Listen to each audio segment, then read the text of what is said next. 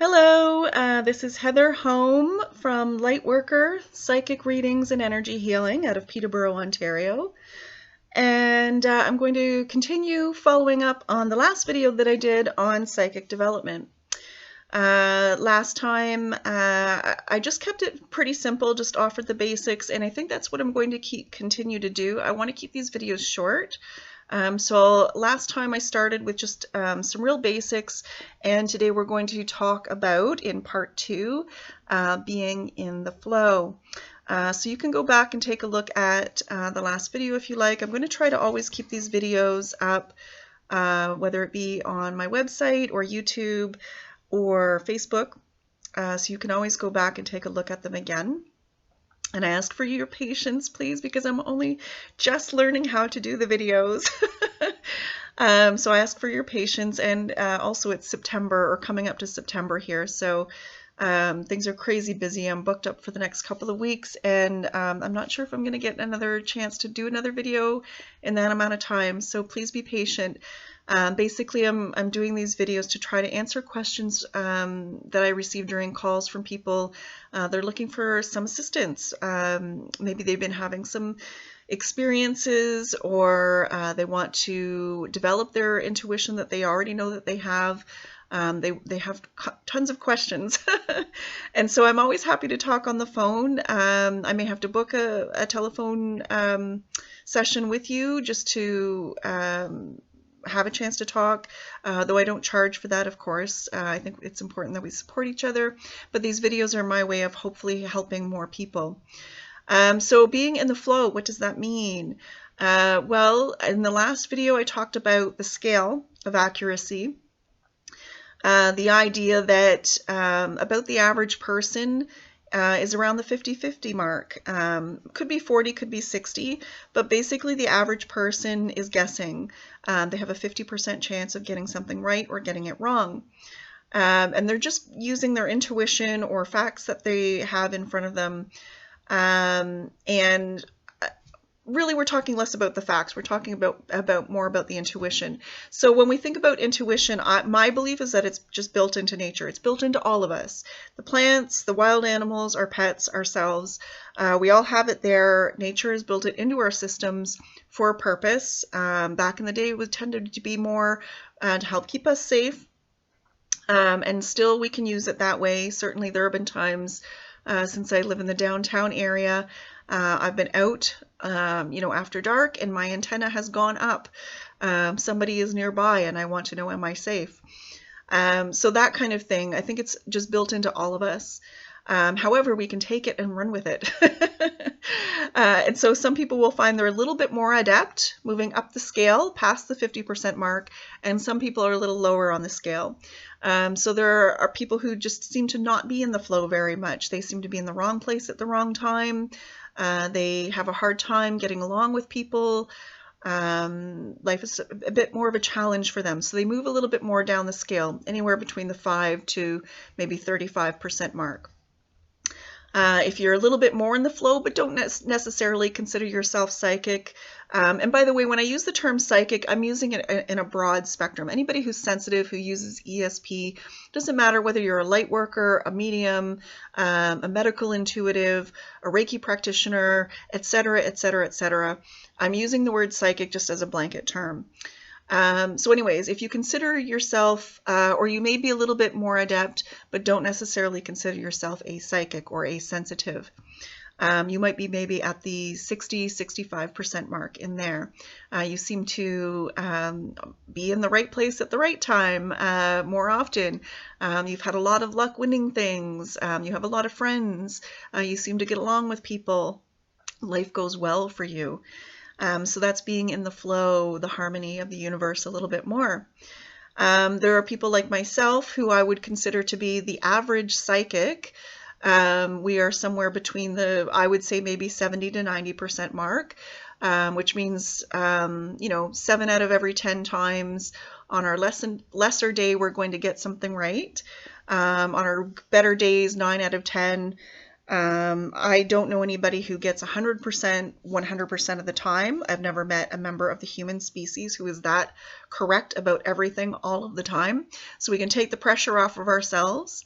And there are, however, those unique beings, excuse me, those exceptional people who seem to be even higher than the 90% mark, the 95, 98, somewhere in there. Those really special people. But we don't have to try to hit that mark. That's a lot of pressure. Today we're just talking about being in the flow, just improving our energy systems, helping us to raise our energies, be in the flow a little bit more. So how do we do that? How do we go about that? Well, I made a book recommendation in the last video. You can go check that out. Continue to watch the videos coming up. I'll be adding little tips here and there as we go along. But basically, one of the biggest things that we're talking about is cleansing, grounding, centering, trying to stay real. So what does that mean? Well, actually, it's not like when we take math class and everybody can agree on the terms. Definitions and so on. Not everybody can agree what the word cleanse means or grounding means or centering means. We may think that they are understanding them the same way that we are when they are using those words in a sentence, but I actually brought this up in a development group that I used to belong to back in the day. I was paying attention, as we were going around talking about these things, and the ladies were using these terms, but as I was paying attention to the sentences that they were placing them in, a little, question mark went up above my head. What exactly is it that they are talking about? So I asked, could we just take a moment and go around the circle and ask everybody what their definitions of these things are? And sure enough, out of 10 women, there were like 5, 6 different definitions. And everybody was kind of shocked because we all we all thought we were talking about the same thing. But clearly we were not. There were some similarities, and some people really believed it to be the same thing, but not all of us. So for myself, cleansing, basically I equate it to almost like washing hands. The same way that we need to wash our hands to keep ourselves healthy all day. It helps get rid of everything that we don't want. Sorry, I'm getting a little bit of flash there from the screen. Keeps us safe, keeps us healthy. We want to get rid of the germs, the viruses, any grunge that we've picked up as we were touching doorknobs, that kind of thing. It helps our immune systems. It helps keep us healthy. And also we don't spread it around to other people. Important during flu season. So very much the same way, that's how I think of cleansing. Though it's more of an energy cleansing. We can do it physically. By all means, take a shower, take a bath, wash your hands, wash your face. You are, in fact, cleansing your energies as you are doing that. You may want to participate in smudging, whether it's smoke smudging, liquid smudging, or energy smudging. There are many different types and practices from all around the world. That's a whole other video another day. That's a big topic. And you may want to do a visualization. That's a big one.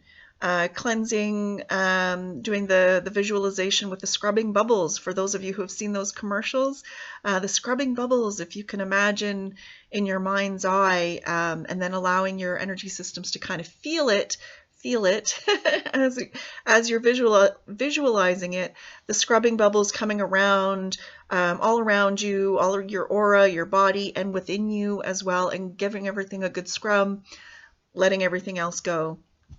For some people, they really like the waterfall idea, envisioning a waterfall of energy just coming straight from the divine source, cleansing, coming right down over us and through us, and just allowing everything to wash away. And you're feeling good afterwards, or at least hopefully that's the idea anyways. So I do recommend you try it your own way. Cleansing, what does that mean for you? Pay attention. If you're taking courses, reading books, I find that with a lot of these things, courses and books, they will give you a prescribed way of doing it. They will tell you that this is the way to do it. And that works for many people, but not for everybody. And I've had people, oh my gosh, people call and say, I tried this and they told me that this was the way to do it and it doesn't work for me. And is there something wrong with me? Oh my gosh. No, there is nothing wrong with you. It just means that it's not your way. You need to try to learn a different way that works for you. Same with the grounding. What does that mean? Centering. For me, I consider it staying real. Who are you and who were you always meant to be? Who did nature, God, goddess, whoever created you, whoever helped you come into this world, even you, your higher self, who did you intend to be as a soul as you came into this world? Remembering that and coming back into self so that you're not as tugged at. That for me is grounding, centering, staying real. For others, I've heard many people feel that the only way to be grounded is to do the meditation where you are a tree and you envision roots growing out from your feet and connecting to the earth. And that is what being grounded is. Great. If that is your way of doing it and that helps you feel the energy of staying centered, then by all means do that. We do need to keep in mind, though, as we're doing these things, everybody's body, everybody's energy system is different from everybody else's. Nature knew what it was doing when it made us all individuals. So my brain, my nervous system, my physicality, my energy systems, they are all different from everybody else's. And so my body, my mind, my senses, they pick up things differently from everybody else. There may be some similarities, but we are all unique individuals, and so that will be true for you as well. So I just recommend finding your own way of doing these things. Meditation and prayer are important as well. If you're wanting to be in the flow a little bit more, the idea, again, coming back to improving our lives, improving our abilities, helping us to be happy, helping us to have a good life. We become more accurate in our readings. We become more attuned to our sensitivities when we do these things. So prayer and meditation, again, whatever way works for you, it's a good idea. If you are in the early stages of development and you need a guided meditation, one of my favorite YouTube groups is the Honest Guys. That's my little recommendation for the day. They're not a sponsor, and I don't sponsor them or anything like that. In fact, I don't even really know them. But I love their meditation so much. And so at the times, on the days when I feel like I want somebody else to guide me through a meditation, I will put on the YouTube channel, the Honest Guys, and set it next to the bed and lay down, put the earphones on, and allow myself to be guided through a meditation. So that's a really nice way to do it too. I do my own meditations as well, out in nature, going for walks, off and on through the day when I'm doing the dishes, when I'm waking up in the morning, when I'm going to sleep at night. I do my prayers that work for me personally and help me to feel like I am working with the flow of the universe or divine purpose or your higher self's purpose, whatever works for you.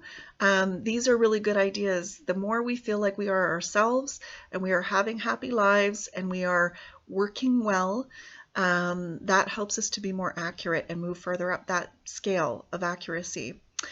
Paying attention is another thing. It's highly, highly important to pay attention.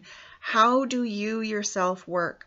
And so paying attention to what's in front of you is a really good way of doing that, being in the now. One of the best exercises is to be vigilant when we are listening to other people. What words are they actually saying? What words are coming out of their mouths? Are we chalking up what they are saying to something else? Are we deciding that what they are saying isn't what they're saying? We've decided that really they mean something else. Or are we actually listening to the words that are coming out of their mouths? Maybe they mean something different from what they're saying. We can always ask them. But that's a really good exercise for us to be in the flow. We are connecting with people in a real way rather than taking ourselves off and being tugged at into another direction. There are lots of different exercises, and I'm always happy to recommend more. Recovery is another way as well, paying attention to your systems and how you react to the world around you. Do you do well when you're in big groups of people, or is that a little bit of a challenge for you? For myself, I can handle being around other people for about 2 hours. I love them. I love being in teams. I love being in groups. I love helping people, but I need a little break after that. I need some quiet time. I need some meditation. I need to wash my hands and my face. I need a breath of fresh air for a little while. Or if it's been a really exceptionally busy day, I will turn the phone off at the end of the day and have some peace of quiet. That's how I've discovered works for me. But how does it work for you? Maybe you thrive on high energy, large groups. How do you deal with stressors? Figure these things out, pay attention, notice patterns over the long haul, and adjust accordingly, and give yourself permission to just be happy and feel good and do what you need to do to bring yourself back to being centered. Pay attention to what you crave when you're feeling stressors. Do you want to turn the phone off? Do you want to hide from the world? Do you want to escape? Do you want to go to the movies or watch television? Do you want to connect with people who you love and trust and care about? Do you feel like you always want to give your mom a call or your best friend a call after you've been dealing with stressors? Pay attention to the ways that you naturally crave coming back into alignment, back into who you truly are. So those are just some little things to get you started. There will be more videos coming up. Please watch for those, and I apologize, as I said, for the next couple of weeks I'm a little bit busy here, but I'm not forgetting about everybody. These questions have been coming up for years, so these videos will just stay online, and anybody can access them at any time. So I wish you all the best, and be in the flow as much as you can. Enjoy yourself and enjoy the life that you have. I wish you blessings. And again, this is Heather Home from Lightworker Psychic Readings and Energy Healing out of Peterborough, Ontario. Take care. Bye-bye.